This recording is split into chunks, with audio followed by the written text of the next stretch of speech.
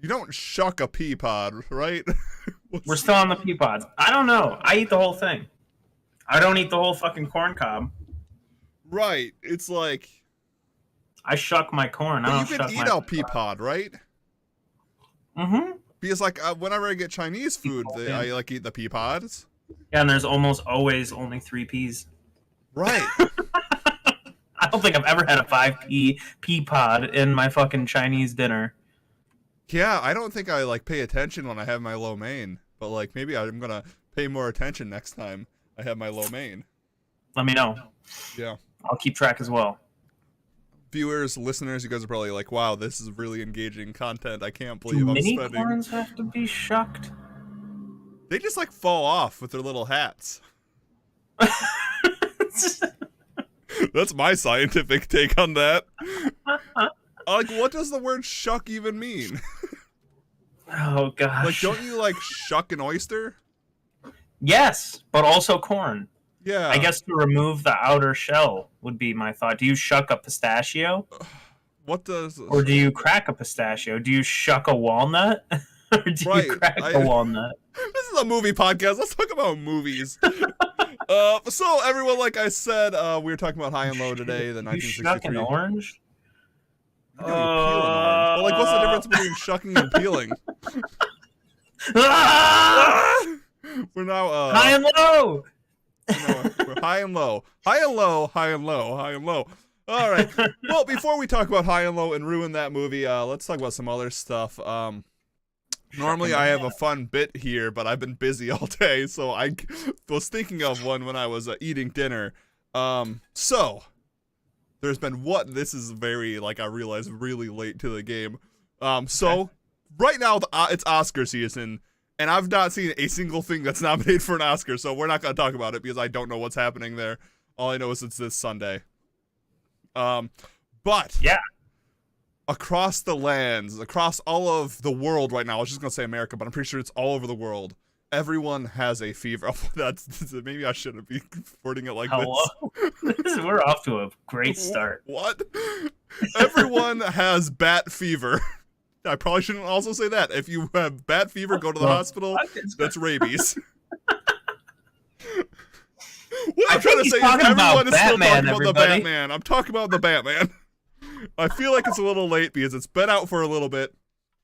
But I've been seeing on social media, Twitter, TikTok, everyone doing their fan casting for Batman 2 and 3 because Matt Reeves said... I think that it's a trilogy. I think he said he wants to set up a trilogy. So there's going to be 3. The first one, we got the Riddly boy, the Riddler. And they made him dark and spooky and grungy. So my question to you, Shane. No. For the second and third movie, without using the Joker, or really any of Batman's A-list villain rogues gallery, who are you casting to make a dark version for the second movie?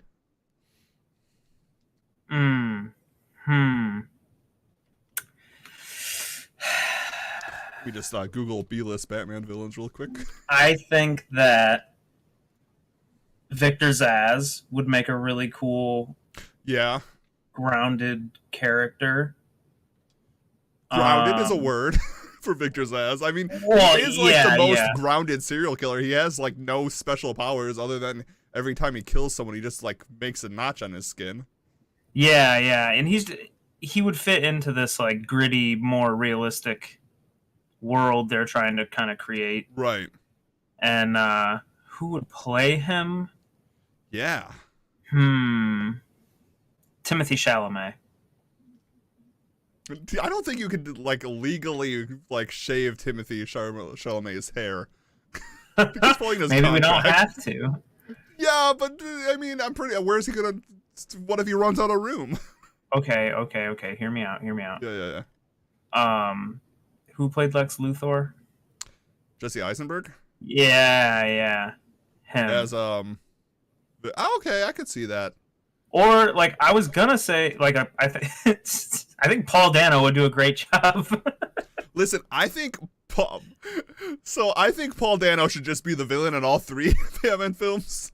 Just playing different villains. And no one, like, Batman shouldn't say anything about it. He just never acknowledge it. Like, he goes from Riddler, which I read an article about him saying, like, the Riddler kept him up at night, which is kind of, like, acting, but also it's kind of funny. Like, I could just picture Paul Dano laying in bed and being like, riddle me this, riddle me this. Oh, man. I also think that, I mean, I guess Bane is A-list, right? Yeah, I would say so. He's in, like, every piece of Batman media. Yeah, I like the way that Christopher Nolan did him without him being like this juiced up man of like with I'm not gonna try to do a like, Bane voice right now, but yeah. Stuff. But yeah. Like now it's like, dude, throw in Batista because he's everywhere. Make him a more realistic Bane, just like a big mob boss. Yeah. Yeah. I also like the families and stuff. Like Falcone and well, that's cool, yes, but I was thinking more like Falcone and like the crime families. Yeah, the other guy, and there's like I like that whole side of things. You know, the mob side of things. Like I know, like the Penguin's getting his own HBO show, which would probably be good. I liked Colin Farrell a lot. I like the Penguin a lot. I like that sort of side of things. Yeah. Who else would make a cool? Or while you're thinking about I got one. Okay. So hear me out. I'm ready. Mad Hatter. Okay, I'm in. Played by an actor who hasn't given us the ability to see him act seriously yet, I don't think. Charlie Day. Ooh, that could be cool. Right, I think he could play a real chaotic Mad Hatter. And I can't think of any film he's been in that's like been his like, you know, like all like kind of like a lot of comedians like eventually go on and like play some type of serious role. Yeah, we just watched Uncut Gems with Adam Sandler. Mm-hmm. Like, give me like creepy Charlie Day. Yeah, the Mad Hatter. That would be cool. That would be cool. I would like that. You're just giving everyone in Gotham lead poisoning. He's putting lead in the water. He's putting. I mean, and then we would have had two people on It's Always Sunny as Batman villains. Dang. Who's the other one? Danny DeVito is the Penguin. Duh. Oh yeah. Duh. The greatest Batman villain.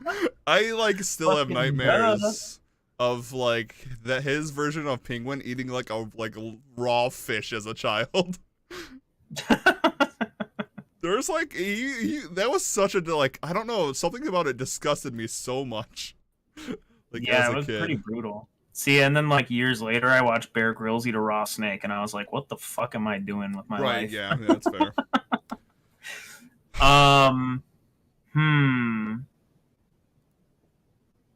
So, have you ever seen The Long Halloween?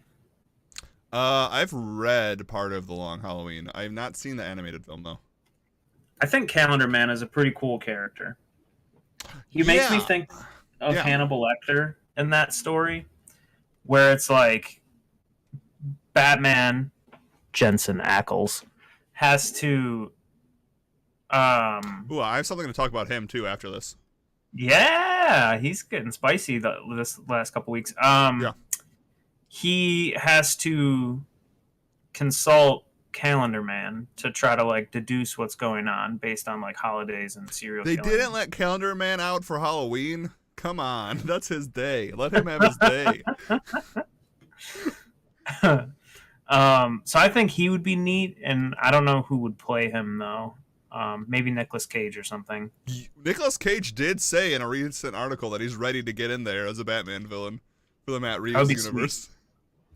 That would be sweet. See him as like absolutely being like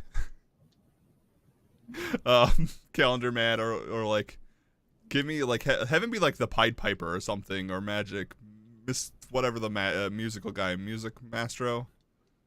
The Maestro. I'm just picturing like that scene from Hannibal where Clarice goes to talk to Hannibal. Yeah. and it's like really eerie and creepy, but instead it's Batman going to talk to Nicolas Cage. I really hope they do that like in one of these Matt Reeves Batmans, because I feel like that's a perfect scene to kind of like do. Mm-hmm. Use a killer to catch a killer type of thing. I like that. What if he uses the Riddler to catch the Joker? Ooh. I don't want to do spoilers. No, don't. Yeah, cool. I was like, I'm looking at this list, like, I was gonna say Polka Dot Man is cool, but we got him in Suicide Squad, and he was really good in Suicide Squad.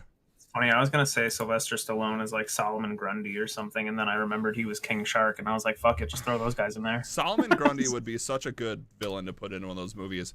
He literally tells you his backstory.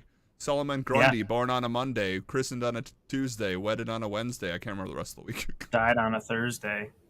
No, sick on a Thursday. Here, we'll find this out. Solomon Grundy, born on a Monday, christened on a Tuesday, married on Wednesday, took ill on Thursday, grew worse on Friday, died on Saturday, buried on Sunday. I actually just looked those lyrics up like not that long ago. Solomon Grundy is a cool villain. And like I said, like, you don't have to do his origin story, he just says it. Boom, yeah. The audience knows what's up. It's the first scene of the movie, just have him recite it, and then you know who the bad guy is and everything about him. Exactly. Like a cool, like, he's just like the big gray Hulk guy. I like him. I wanted so badly to pick the new Batman movie for my choice this week. Oh, yeah? Yeah. It's a good crime movie. It is a good... Well, I haven't seen it yet. I know. It's a good one. Okay, so that only took 10 minutes. Let's talk about some other stuff. Well, I gotta know where to be, but usually we don't talk about the movie until the last 30, so we got some time to kill. Talk about Jensen Ackles. Right before I got on, I saw that they're doing so I guess I should, before I say this part, I should say I was also going to propose that we do a bit on like bad prequels, or like prequels that like shouldn't be happening, because they're making a show called The Winchesters. Oh my god, I knew it. I fucking knew it. They're gonna be young? Yeah, it's about their parents when they were younger. So you're not even gonna have what's-his-face as John. Their dad? Yeah. True. Yeah, but anyway, I don't approve. Jensen is, which I thought he was done with Supernatural. He's doing all the voice, like he's doing the narration.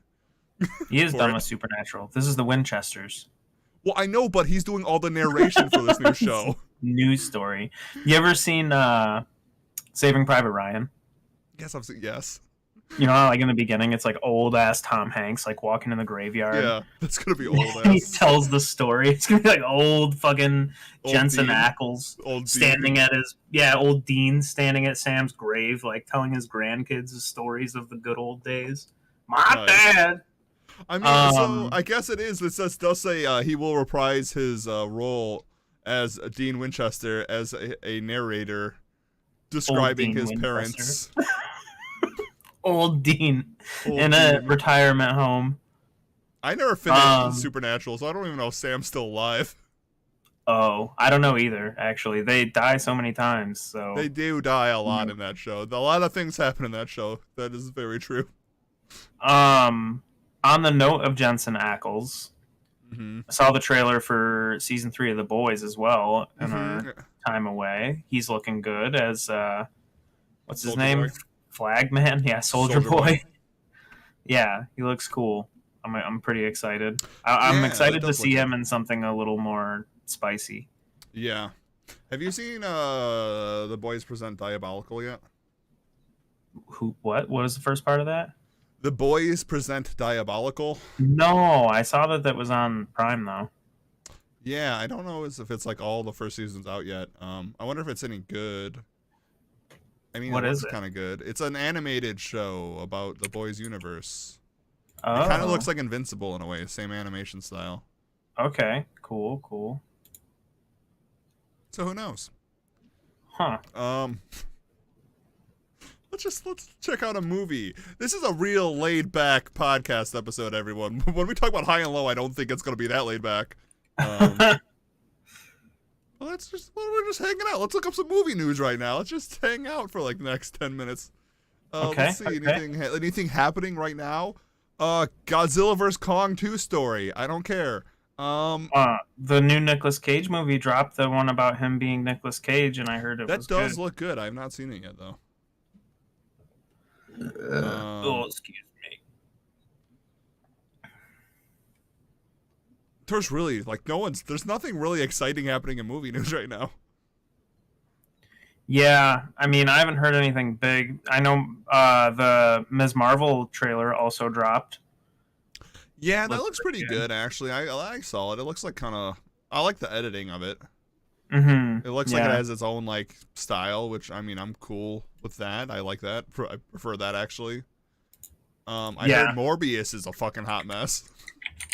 Really? Yeah, I've heard that like a lot of like, you know, in its trailers, it's like all like, here's Spider-Man and whoa, Michael Keaton is here. Well, I guess that was all cut from the movie. So like all the stuff in the trailer about like Spider-Man is gone now. Okay. And Jared Leto wants Morbius to meet Robert Downey Jr.'s Iron Man, which is like, have you not been paying attention? Did you watch the same movies I did, Jared? Oh my gosh. Right. It's not good. It should be interesting. I don't even know. When is it coming out? Is it even coming out soon? Morbius? I keep seeing trailers for it, but I think it's probably like 1 to 2 months still. Jared Leto definitely like is one of those people who goes way too out like with acting. Yeah, I heard that his new movie though was like a banger. Well, the Gucci one? Maybe? Is that his other most recent movie? I have no idea. Oh, okay. I look him up. Yeah, Ben Stiller cast in Jack Nicholson role for The Shining on stage. What? Untitled Jared Leto Joker project? The Joker? What? Announced? What? Oh god. No. Oh god. Okay. Great, cool. Fantastic. Maybe it is Gucci. I heard he was good in The Little Things though. Oh wait, he was in Blade Runner? The fuck? Yeah, he was like the creepy Oh yeah. CEO. Like the main bad guy. Yeah. The Batman knows you've seen every Batman movie, and that's why it's great. Okay, so they're talking about like Matt Reeves is like, okay, I get that. Right now, I was like, wait, is the Batman really meta? It's like, I know you're watching my film. He looks at the screen. Ben Affleck got along great with his snail co-stars in Deep Water. Oh yeah, that was on my TV in the house recently. Yeah, him being good with snails, or the movie. For some snails. The movie was on. He was caring for some snails. Oh, R.I.P. Scott Hall. That's a real thing. Oh yeah, that was like a week ago, legend Razor Ramon Scott Hall. He died like within the last few days. Yeah. Yeah. All right, come on, give me something juicy. Screen Rant. That's all the juice I got. I know. I just want to find one more article that we can jump in. I want to see something. Have you seen this Adam Project? The new what's his face? Yes. Is it good? Yes, and I watched Free Guy, which was also good. Nice. What is the Adam Project on? Netflix. It's a Netflix original. Speaking of Netflix originals, yeah. All of the Netflix original Marvel products got Disney on March 14th, and I guess people are pissed because allegedly, I haven't looked myself, Disney removed like the Netflix wow thing in the beginning. Oh really? Well, I mean, okay, that makes. I mean, I guess makes sense. That makes so much sense. Yeah. I guess people are pissed. People get pissed about everything. People get just mad. People are mad. That's just the world. People are mad. You guys all right? You all right? Everyone okay out there? Make a podcast. Just start a podcast. You gotta hang out for an hour and talk about stuff. It's cool. Come talk to us. Get mad that I can't find articles to talk about. There's really everything is just behind the scenes of stuff, and I don't care. Come on, one more thing. I heard that new X horror film is pretty good. It looks cool. Yeah, and I've heard only really good things about it being like one of the better modern day slashers. That looks really cool. I'm pretty excited about it. I'm gonna watch it one of these days. Dune 3 teased by director Denis Villeneuve. Wait, did I miss Dune 2? I don't think so. Although I did see Tron 3 was on Jared Leto's IMDb page. Is Daft Punk coming back for it? I don't think so. Then I don't care. I feel like just don't care about a lot of movies coming out right now. Too true. Come on, one more article. Paddington 3. Okay, nothing about Paddington 3. Nothing about it? Like you don't like it? No, I mean I just it was just like someone's talking about it. Okay, here we go. Here's something that seems like something wild. Play-Doh animated movie in development. Play-Doh? Play-Doh. Why? By John M. Chu. Why? I don't know. They'll just make a movie about everything. Next thing, ball on a rope. That was gonna be a bit I was gonna do. I was like, hey, what? Like, because actually, let me find this list. It was movies based on board games, because there's like a lot of them. Man. All right, so there's Dungeons and Dragons that came out in 2000. That got a 3.6. I've seen that. Have you seen it? Have you really? What are your thoughts? It's bad. It has nothing to do with Dungeons and Dragons. Well, I mean, it does have things to do with Dungeons and Dragons, but only in the sense that there are. Huh? It has Marlon Wayans and Jeremy Irons. Let me make sure. Based on the iconic tabletop role-playing game, Dungeons & Dragons, the fantasy film, revolves around an empress on a quest for a mythical object that will aid her in fighting an evil warlock. Listen, if you're making a D&D game, everyone knows that the actual story of the D&D game is not going to be the movie. If you make a D&D movie, it has to be about the people playing the game at the table. Wait, there's a movie coming out called Dungeons and Dragons, starring Chris Pine. I don't know how I feel about that. Chris Pine, is either in good stuff or bad stuff. Release date, March 3rd, 2023. Can I get a trailer? Hello? Who's directing it? Oh my god, it has a lot of writers.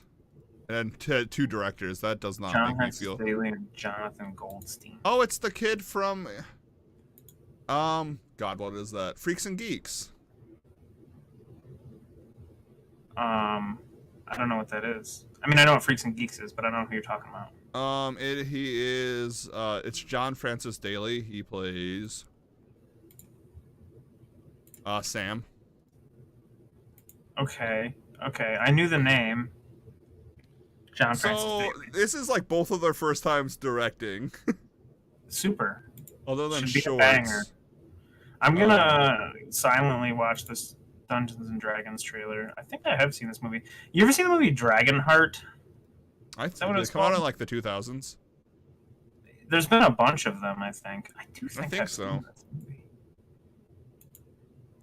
While you watch that, I'm going to keep going through this list. 2014, Ouija came out. Didn't see that. Got a 4.5. Do you know, Hasbro owns Ouija and created Ouija boards? That's kind of like a weird thing that we've, all attached to being haunted.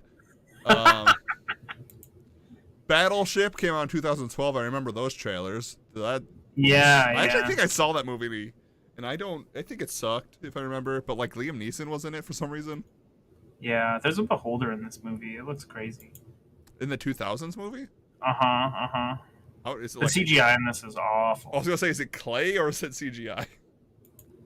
It's pretty CGI looking. There was Ouija, Origin of Evil 2016, which I think was a prequel, which actually did better than the original Ouija. Okay. Candyland, The Great Lollipop Adventure 2005, 6.6. I mean, I guess if you're going to do Candyland, it's an animated film for kids. It makes sense. Shoots and ladders. There's a documentary. Oh my god, the rest of these are just documentaries. I don't. Clue. Okay, obviously Clue is the best board game movie. Okay. Clear winner. Clear winner. That's just one of the best movies.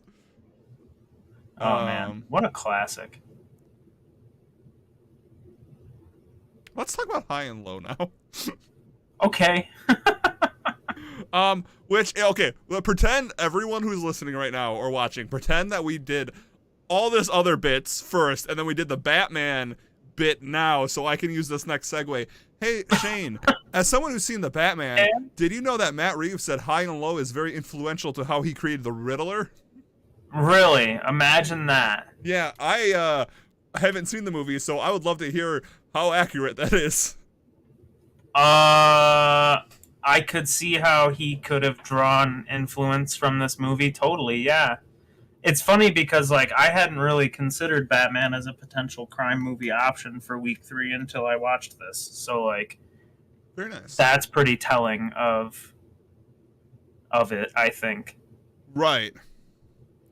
But yeah, so that was my segue, everyone. For anyone who, I guess, who's recently seen the Batman and you really enjoyed that movie, just know that the movie we're about to talk about, High and Low, also known as Heaven and Hell, is a big influence on the Batman film, seeing that High and Low is one of the greatest crime films of all time. Let's talk about it. So, this movie came out in 1963, was directed by Akira Kurosawa. If you are not familiar with that name and you like film, learn. Get your shit together. Get your stuff together. But no, really, Akira Kurosawa is known as one of the greatest filmmakers of all time. I don't usually I'm usually not one for to be like, yeah, that's true, but I truly believe he is one of the greatest filmmakers of all time. Without him, we wouldn't have franchises like pretty much like a lot of the popular westerns. We also wouldn't have any of the Star Wars, a lot of modern day blockbusters. He is best known for Seven Samurai and Rashomon, The Hidden Fortress, Dreams, and he is just, it's like I could do an entire 3 hours on like his importance to cinema, but this is one of the few films I had not seen before this last week. So, High and Low is Akira Kurosawa's dive into like modern for the day crime films. It's a police procedural type deal. It's actually, I'll read the synopsis here. An executive of a Yokohama shoe company becomes a victim of extortion when his chauffeur's son is kidnapped by mistake and held for ransom. And yeah, I mean, that's what it is. Yeah. But it's like this movie was 2.5 hours. I don't really like long movies, but I thoroughly enjoyed every minute of this film. Yeah, I thought it was really good. Yeah. It had a really good pace. That's like the pacing is kind of wild in this, and I wanted to talk about pacing first, so I'm glad you brought that up. Because like the first like 45 minutes is all shot in our like main characters, quote unquote main characters, Kingo Gando's apartment. And I was like, okay, cool. This film is just only in this apartment, but it's like really good, and it's just in this apartment. I kind of like when movies do like the bottle episode, like only one place thing. Yeah. And then it was like, no, we're on a train now. That actually was really like not scary, but like jarring to me. When it did the cut to the train and the train was just like speeding across the screen, I was like, holy shit. They actually switched locations. It's like truly, I think it is the first time we're not in the apartment and we are immediately on a fast moving train. What is happening? So I guess I'll break it down. We heard the synopsis. If anyone who hasn't seen High and Low and wants to not get spoiled by it, don't listen to the rest of the podcast, I guess. Thanks for watching. We'll see you guys next time. But it's like the whole film is, so like we say, the first 10 minutes is kind of strange, and I actually had to like check to make sure I was watching the right movie, because it was like the first 10 minutes is like a bunch of businessmen talking about shoes. Yep. For like 10 to 15 minutes, and I'm just like, okay. We find out that they're on the board of the Yokohama Shoe Company, and that they're trying to make cheaper shoes. Our main character, Gondo, was like, no, these shoes suck. That's like, I do not like cheap shoes. Yeah, better spoken than how I just said it. And we find out that he's actually trying to buy a majority of share in the company so he can kick out everyone else. And the businessmen are there to try to get him to join them so they can kick the old director out. And like at first it's like, okay, this film is all business, like espionage, like we're gonna get some like type of corporate warfare or something. And then the kid is kidnapped, and you're like, oh shit. Yeah. I immediately suspected the businessmen. I was like, I did too, which I think is genius. I think like Akira Kurosawa does a really good job. It's like the entire film, I was like trying to figure out who it was. I was just like, it was the businessman. It had to be. Of course. Why wouldn't it have been? Right. So they were such assholes. They sucked. He gets a phone call, and the kidnapper says, "We have your son." And then in a, like, I didn't read the synopsis before watching this, and a twist to me is, oh, they got the wrong kid. Dude, the way that played out was so funny, right? They're fucking playing cowboys and outlaws, and they trade roles. Yep. Right? June wants to be the outlaw. Yeah. And because he does, it's so fucking funny to me. It really is very, and like, I think like right here we get like the first like social commentary. Well, I guess it's all social commentary from Akira Kurosawa in this one. But like it's like we see this like the rich father. We also learn like he has like pretty much put himself completely in debt to try to buy the rest of the shares, and he's like currently owes a lot of people money, and he's really hoping that once he owns majority shares in this company that he will be able to pay off all the people he owes the debt to and have even more money. So the kidnapper calling, he demands 30 million yen, and he's like, yeah, I'll do it immediately. And then we find out it's the chauffeur's kid, and he's like, well. It's a really like Seinfeld moment almost. Like very David moment. It's like, wow. I like that his wife was like, but when it was, and he was like, yeah, I know. But yeah, so like the first moral dilemma comes up, and it comes up in which I think makes like us staying in the apartment for so long so like interesting, because like now there's this whole twist. Like it could have originally just been a film that's like, okay, they have to get his son back, but now it's like this rich person who is willing to pay this money to get one kid back who is related to him is now debating about giving money to get his chauffeur's kid back. Yeah. And then the police get involved, and I was suspect of the police when they came.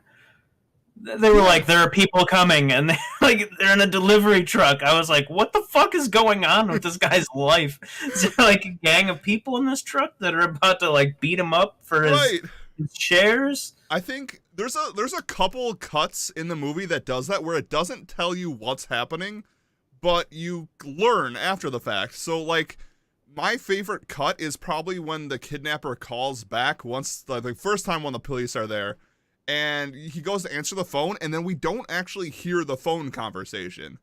Yeah, you hear a recording of it. Yeah, it cuts to them all sitting around a table with the phone call recorded and then listening to them, which I think is really clever, because a big part of the apartment scene and a big part of this entire movie is how Akira Kurosawa uses people's emotions as like statues. Like he sets up scenes, like he does blocking with scenes, but instead of using landscapes and scenery and furniture and stuff, he moves people around. So you can see like the main character in like the 3/4 on the right, and then you have all the police people looking like in different ways, kind of like looking away from a man trying to debate like morality of giving money. And then like you can see him having a phone call, and then you can read emotions from people's faces, and I think it's really clever how he does that. Yeah, a lot of great body language in this movie. It really is, and like the shots are so good. It's like it's kind of I don't like being one to harp on like modern films, but it's kind of really refreshing to watch something from like the 60s or 70s from like a masterclass filmmaker and like actually see shots that are like very artful, like setting up scenes where people are in like. There's that one scene where he's sitting underneath the clock, showing that he doesn't have too much time. On his left is his wife, and on his right is his business partner, kind of like a devil and angel thing. That pops up a couple times. You'll see that like sometimes the wife will be in between him and the police, trying to show like there's a barrier there, and it's really great. And it was really refreshing to watch a film that was like really artfully shot. Yeah, and it kind of shows that you don't exactly need, not to take away from the set pieces, but you don't exactly need a bunch of crazy elaborate set pieces to make a good movie. Right. Almost 50% of this movie. Almost 50% of this movie takes place in the apartment.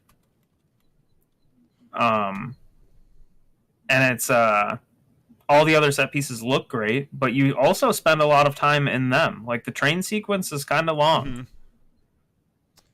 Yeah. And then they go back to the apartment. And there's only one part where they're kind of like gallivanting around town, but that's all that they're doing. Right, exactly. So like, yeah, they have very specific shots. I can't see how much this like. I'm guessing this wasn't made for like a lot of money, because like probably a lot. A carousel was really big at that point, but anyway, we go to the apartment. There's a big like cat and mouse with the kidnapper. The kidnapper realizes he has another kid, so it becomes this whole like. And I think, like, not seeing the Batman, I think this is where Matt Reeves took the Riddler thing. This is my guess, is, like, the whole, like, oh, yeah, I have the wrong kid, but you're a rich person anyway. Here's a new moral dilemma. Like, right. Eventually, I think, okay, there's so many things I want to talk about, but still in the apartment scene before we move on, I think a really tense moment is when the kidnapper tells him to open the blinds, and all the cops are just, like, hiding around walls. like under couches and stuff. Yeah, one of them tries to come downstairs and they're like, "No, stay up there. He's watching us." So then eventually a meeting happens. The kidnapper says, "Get on a train. Once you're on the train, they'll give you more instructions." We get this really tense train scene in which like the police and our main character are on the train. The kidnapper tells him to throw it out at a certain bridge where he'll see people. He does that. You see like all the cops like all have different cameras and stuff, and then we get to see all the different cameras, like all the photos and stuff from it. And then the film at this point we're like, okay, it feels like it's going to be over soon. It's like, but you look, it's like an hour and 15 in. The movie changes to a complete like police procedural. It just switches gears so fast. It's like, no, we're finding the kidnapper now. Like, yeah. First you got to get the kid back, then you get the kidnapper. Yeah. And like, I don't think there's too many directors that could get away with changing up the feel of a film like just like that. Yeah. It was great. I thought it was really well done. It really was. It's almost like there's 2 or 3 films going on here, but they're also so well connected that like it just works. So the last half of the film is no longer following our main characters who are in the apartment, like Gondo or Aoki, the chauffeur. They're still in it, but now we are following the police captain, and all like 50 police men. There's a lot of them. And we're like watching them slowly put together this piece. And when I say slowly, it's about an hour and 15 minutes of not too much dialogue, but of them like in a boardroom, like talking, be like, okay, traffic control comes up and speaks. It's like, this is what we've learned. And then it's like narcotics. And it's like, that could have been a really boring part of a film, but it was really exciting. I was into it. I was like interested in watching them crack the case, because at this point, an hour into the movie, I want to know who the fuck kidnapped this kid. Right. Me too. I'm pissed he got away. Right. And you're like, how? Yeah, you're like, he got away. Like, I still in the back of my head was like, how are like the businessmen are doing this somehow? Like, this like it was them. I don't know how, but it was them. Yeah, and then they're still being so shitty to what's his name? They're the worst. Yeah. So it's like really hard to describe the last part of the film, because it's literally them, like the police slowly cracking the case, like going from like the farthest out to like trying to figure out what car it was, and then you'd watch them track them all the way down to, spoilers, a intern at a hospital. You also find out like this intern also killed the 2 people who they originally suspected. And then the last 30 minutes is a chase scene, but it's a chase scene in which the kidnapper and the killer at this point doesn't know he's being chased. Yeah. And it's really tense. Yeah, I wasn't even totally convinced. It's like they lead you to believe, right, that he doesn't know that he's being chased, but he's made it this far. So like in the back of my mind, there's this like seed of doubt, right? Like maybe he does know. Maybe he does know he's being chased. He's just like, doesn't know until it's too late. Right. They do a good job of like this, like we know nothing about, like that's I really like that about this film, because like a lot of films nowadays and even films back in the day is like, here's the villain, this is the villain's motives, this is what the villain's like. But you don't know any of that, and so when you're following them, you are like, he puts his glasses on and you're like, holy shit, does he know he's being chased? Is he trying to get away from them? And is he going to go kill someone? Does he have a gun? The police aren't exactly inconspicuous. Like, I would probably know if I was being followed by these cops. By, like, 5 clown cars full of cops. And every time this guy crosses out of one person's vision, he does a complete fucking 360 and walks towards 5 other cops. Right, and it's just like, at this point, it's like, wait, is everyone in Japan a cop? Most of them are wearing like Hawaiian shirts. I'm like, all right, dude, like this is just sidewalks, troves of police surrounding this guy. Yeah. And then the movie ends. They get the kidnapper. He gets sentenced to death for ruining Gando's life, for kidnapping a child, and for killing 3 people. So he gets sentenced to death. The last scene is a very powerful scene where the killer doesn't actually call, like he has a chance to talk to a priest or a cleric, and he chooses not, is a cleric a fantasy thing? A cleric's a real thing, yeah. He decides not to talk to a priest, but he instead talks to Gando, and we get this show, like not even like a showdown, but like the final meeting between Gando, whose life was pretty much ruined, like he was in debt, he lost all his money. He's working at a shoe place now, but he's pretty much been completely ruined. And the kidnapper, and in a twist that I really liked is like, you are kind of led because of the importance of like the first half that like Gando, like he's obviously being set up by businessmen, but we learn in the end that the kidnapper is just someone who lived in extreme poverty in slums, looking up at Gando's house at the ultra rich and just festering with anger because of it, which is a very, like, it makes it, like, the killer relatable, not too relatable. He still kills a lot of people, but it's, like, also, like, this look at society and different classes and stuff. And, like, he becomes, the killer is unhinged at this moment. Like, there's a lot of emotion in this scene. Yeah, yeah. And it was pretty terrifying. Powerful. It was terrifying. Yeah. And then they leave, he gets carried out after having like an emotional breakdown. Gando's just sitting there, and then the end. Yeah, pretty melancholy. Yeah, just boom, the end. And that was it. And I thought it was awesome. I thought it was a really great film. I thought it was really cool. I like that there wasn't exactly like a positive resolution for Gando. Yeah, his life was ruined. They set the stakes happened. He made the moral decision, and he still lost. Which I appreciate. I appreciate when films don't set the stakes up and then like just fail at them at the end. Like, shit happened. I also like in English it's called High and Low, but I also really like it being called Heaven and Hell, because they always refer to his house on the top looking over the slums and over the city as the heaven, and like the slums as hell. And I thought that was really good. I highly recommend this film. There's like a bunch of archives you can watch this on. So if you are a fan of what you just heard, go watch it. I thought it was really good. Any last things you want to say before we ruin this?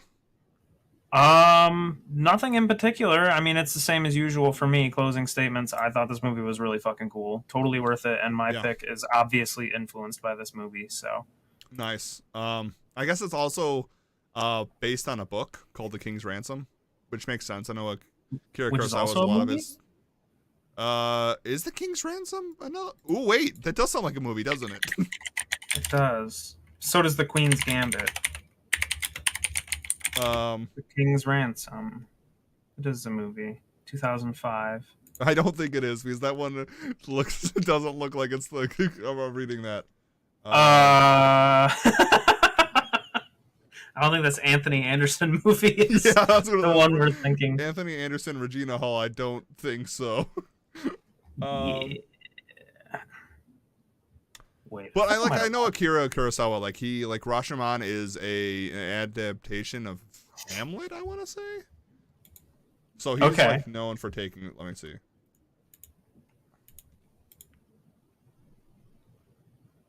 Oh no, it's not. He has another film based off that, I'm pretty sure.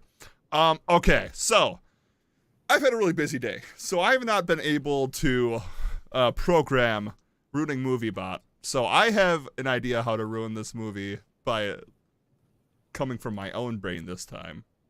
Okay. Are you ready to ruin this, Shane?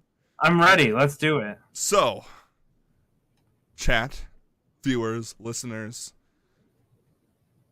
we are going to turn Akira Kurosawa's 1963 crime classic, High and Low, into an episode of Law and Order SVU.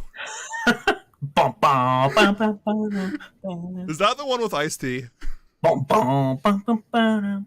it is the one with Ice-T, yes. So we are going to be turning High and Low into an episode of Law and Order Special Victims Unit. This film... Wait, oh my... That's not film. Wait, Law and Order's been on for 23 seasons? And it's coming back. It's coming back? It left? All right. So, for those of you who are unfamiliar with Law and Order Special Victims Unit, it is a TV show starring Christopher Milani, Ice-T. Ice-T is the important one here. Richard Belzer, B.D. Wong. It is created by Dick Wolf, of course. Doesn't he do all the CSIs? I think he did all, like... I'm looking at it, all the things he's produced. Law and Order Special Victim Unit, Law and Order Criminal Intent, FBI. He just has a show called FBI. Chicago Fire, Chicago Med, Chicago PD, FBI Most Wanted, FBI International. Man, that guy was like one misplaced comma away from like a terrible life. Just saying. Great name. He turned out to be Dick Wolf, but he was like one misplaced comma away from Wolf Dick. That's very. And like, that's a totally different. Jim Gaffigan show. What the fuck? He produced the Jim Gaffigan show. Interesting. What a life. All right, so let's do this. I'm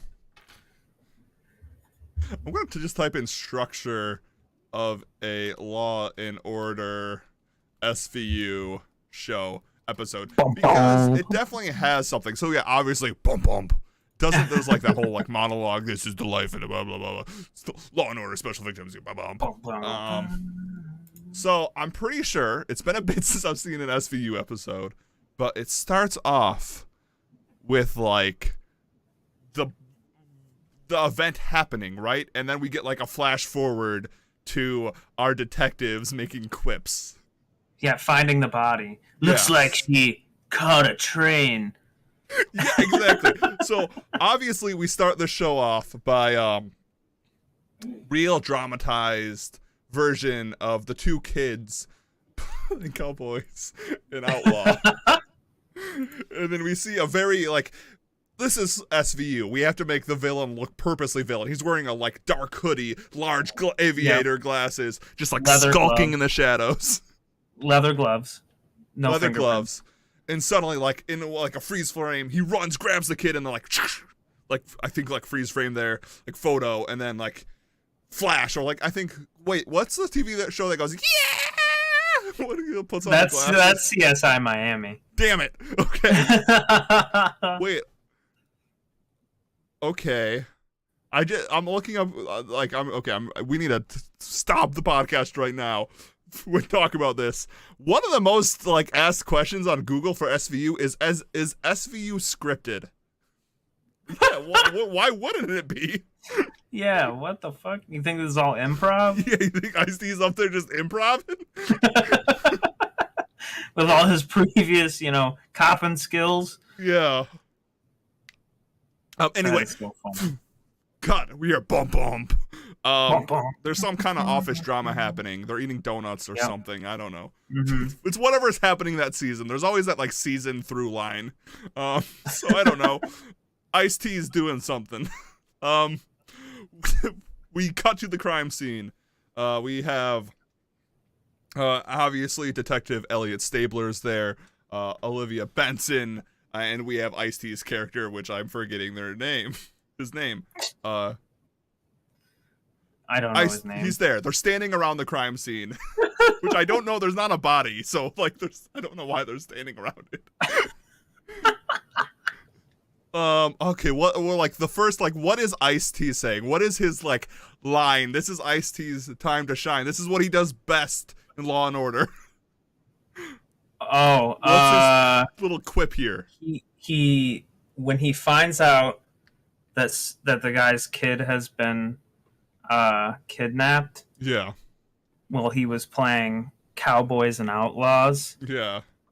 He'll look at him and he'll say, "Looks like you're on the Trail of Tears." Oof.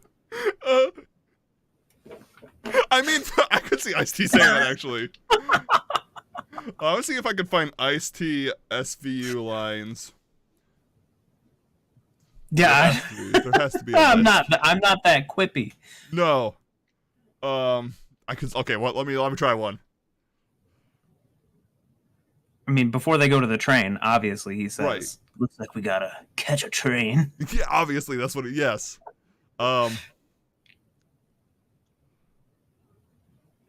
If it's still heaven, maybe he says something like, "I guess this time the pearly gates are open." That sucked.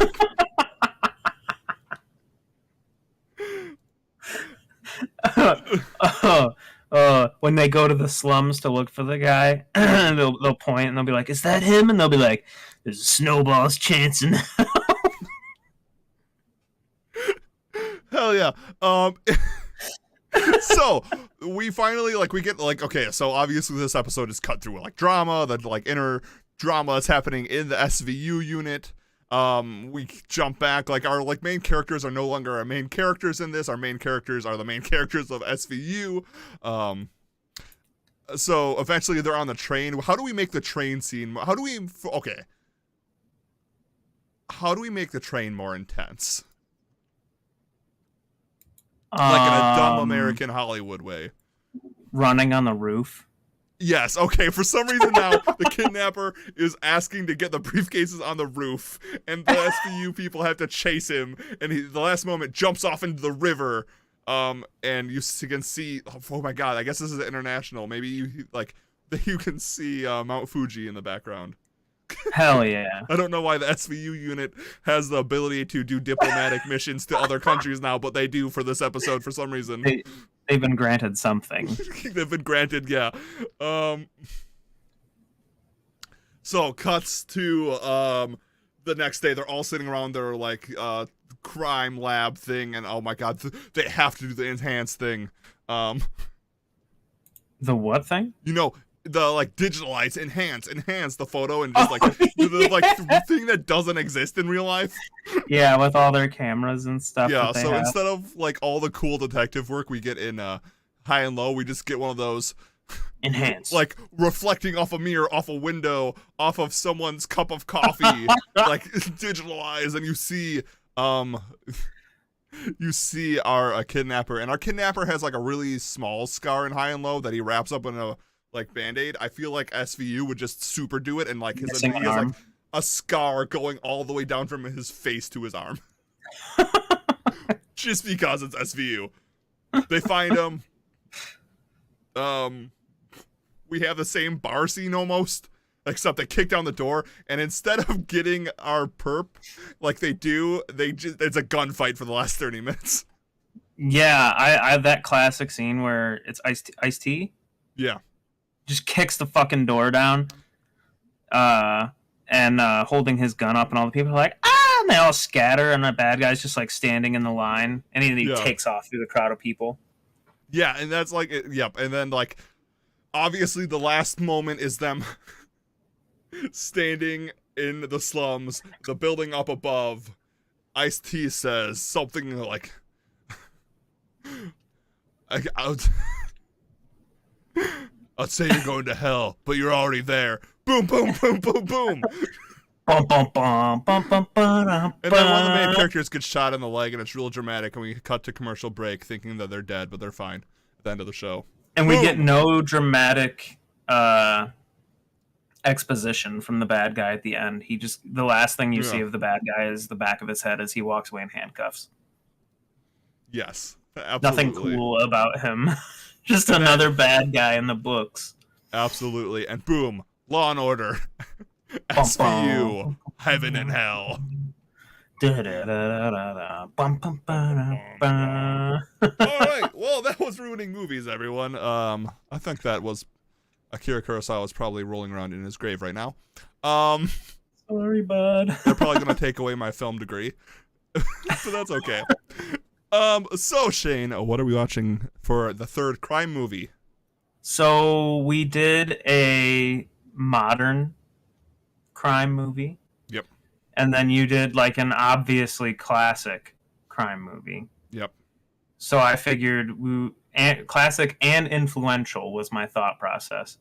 So I thought we would meet somewhere in the middle. Okay. With something equally influential and between the two time frames, and we're gonna watch Taxi Driver. Nice. That's a good one. I thought it fit the bill. I think it does too. I think that's a good. Clearly influenced by this movie that we just watched. Absolutely. We're gonna be watching I'll say all three classics. I think Uncut Gems is gonna be a classic in a few years. I truly believe that. It was very good. I liked it a lot. I just figured I picked an old one, or I picked a new one, and I wanted my two picks to be like old and new. And nice. You just happened to pick like a true classic. This movie was great, truly influential stuff. Yeah. You can see how this movie made waves throughout like other crime movies into this, and then like Taxi Driver so influential. Yeah, I was just gonna say Taxi Driver was said to have influenced the new Joker movie. So now that I'm thinking about that, it's like it's clear where the newer Joker movie drew influences not only from Taxi Driver but also from yeah, absolutely. We're about to see Robert De Niro at his finest. Cool, awesome. Well, let's wrap this up. Shane, do you got any plugs? I stream at twitch.tv/bringtheshane. We're great. Come there, watch us. Be great.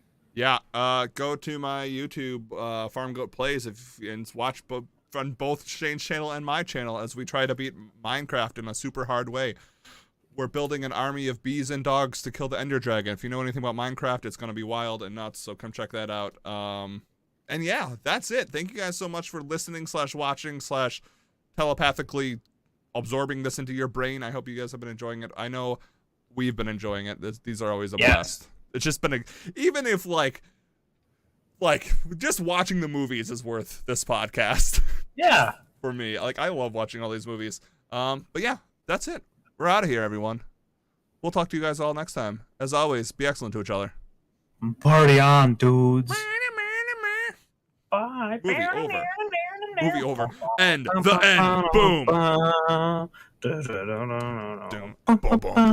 Boom. So is it really the Miami that goes, yeah? Yeah, CSI Miami. That makes sense. I just, every single Law and Order is bum bum. That is true. And that's like a really nice bass riff. Yeah. All right. Well, I'm going to get out of here or end the podcast. Was fun as always, friend.